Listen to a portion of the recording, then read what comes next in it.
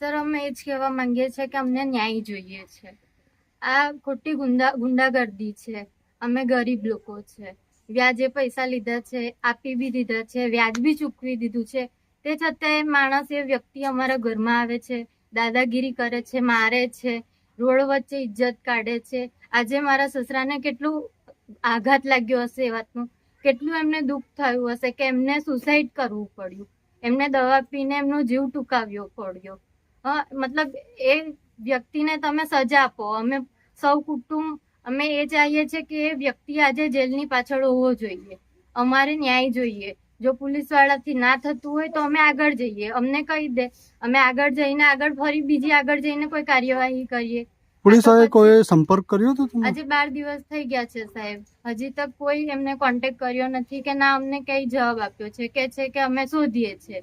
એ રીતેનું ના હોય ને. આજે 12 દિવસ થઈ ગયા છે. આજે કોઈ મોટો વ્યક્તિ હોત, કોઈ મોટો માણસ હોત તો અત્યારે જેલની પાછળ. આજે અમે લોકો નિરાધાર છે, અમારી પાસે પૈસા છે નહીં, અમારે કોઈ છે નહીં એવું મોટો વ્યક્તિ કે જે અમારા પાછળ ઉભો રહે. અમે જે છે અમે મજૂરી કરીને ખાવાવાળા માણસ છીએ. આજે અમારી સાથે આ રીતેનો વ્યવહાર કરે છે. હું સત્તાને, સરકારને, બધાને કહેવા માંગુ છું કે અમને ન્યાય જોઈએ. ન્યાય તમે નહીં આપી શકતા તો અમે આગળ જઈશું, અમે બીજી કાનૂની કાર્યવાહી કરીશું. મારા સસરા ગયા છે, એક હતા માત્ર જે અમારું ઘર ચલાવતા હતા, અમારું ગુજરાન ચલાવતા હતા, રિક્ષા ચલાવતા હતા. એ આજે અમારો કોનો સહારો? અમારો બાપ ગયો છે, સસરો ગયો છે, અમારા ઘરનો કમાવનારો માણસ ગયો છે સાહેબ. હવે અમારું ગુજારણ કોણ કરશે? અમારું ભરણ પોષણ કોણ આપશે? કોણ જવાબદારી લે છે આની? આવા ગુંડાગર્દી તો કેટલી થતી હશે. હું બધાને એ કહેવા માંગુ છું કે તમે આના પર સખ્ત કાયદો બનાવો કે કોઈ ફરીવાર કોઈ નિર્દોષ માણસને આ રીતેનું અત્યાચાર ના સહવું પડે. આ ખોટી એમની દાદાગીરી છે. તમે વ્યાજે પૈસા આપો છો, એનું તમે વ્યાજ બી લો છો, પૈસા બી લો છો, તે છતાં તમે મારીને જાઓ છો, બ્લેકમેલ કરો છો. આ ખોટી વાત છે ને. અને તમને એટલી બધી એમને પૈસાની હતી તો ફેમિલી મેમ્બર બી હતા ને, બધાને આવીને ઘરમાં વાત કરતા, કોઈને કોઈ તો આપી દેતું ને. આ કઈ રીતેનું છે કે તમે જ્યાં મળે ત્યાં એમને મારો, ગાળો બોલો છો?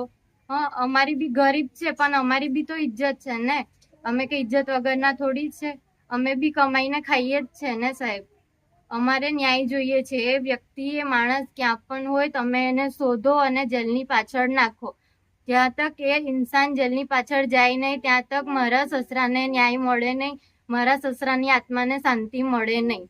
અને હું તો આગળ તક જઈશ.